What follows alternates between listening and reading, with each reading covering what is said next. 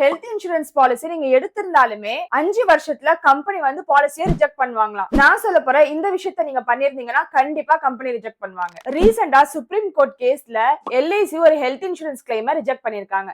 Reason என்னன்னா alcohol கன்சம்ஷனை disclose பண்ணாததுனால கிளைம் ரிஜெக்ட் ஆயிருக்கு. கோர்ட்ல கிளியரா சொல்றாங்க மெடிக்கல் ஹிஸ்டரியும் லைஃப் ஸ்டைல் ஹேபிட்ஸை டிஸ்க்ளோஸ் பண்றது மேண்டேட்டரி. அப்படி இல்லைன்னா கிளைம் ரிஜெக்ட் ஆகும் அப்படின்னு சொல்லியிருக்காங்க. ஸோ ஹெல்த் இன்சூரன்ஸ் அப்ளை பண்றப்போ alcohol, smoking, pre existing disease இது ஏதாவது இருந்தா ஃபுல்லா டிஸ்க்ளோஸ் பண்ணிடுங்க. தெரிஞ்சோ தெரியாமலோ இந்த மாதிரி டீடைல்ஸ் ஹைட் பண்றதுனால கிளைம் டைம்ல ப்ராப்ளம் வரும். Remember, clear and correct details கொடுத்தா மட்டும்தான் லாங் டேர்ம்ல ப்ரொடெக்டடா இருக்க முடியும். ஹெல்த் இன்சூரன்ஸ் டீல் பண்ணும்போது honesty is the best policy. Health இன்சூரன்ஸ்ல மொரட்டோரியம் பீரியட் 8 இயர்ஸ்ல இருந்து 5 இயர்ஸ்க்கு குறைச்சிருக்காங்க. அதாவது பாலிசி இஷ்யூ ஆனாலும் 5 இயர்ஸ்ல நான் டிஸ்க்ளோஷர் ஆர் மிஸ்ரெப்ரசன்டேஷன் பண்ணிருந்ததை இன்சூரன்ஸ் கம்பெனி ஃபைண்ட் அவுட் பண்ணா பாலிசியை ரிஜெக்ட் பண்ணிடுவாங்க ஆர் கிளைம் ரிஜெக்ட் ஆகும். சோ இது யாருக்கெல்லாம் யூஸ்ஃபுல்லா இருக்குமோ அவங்களுக்கு மறக்காம ஷேர் பண்ணுங்க.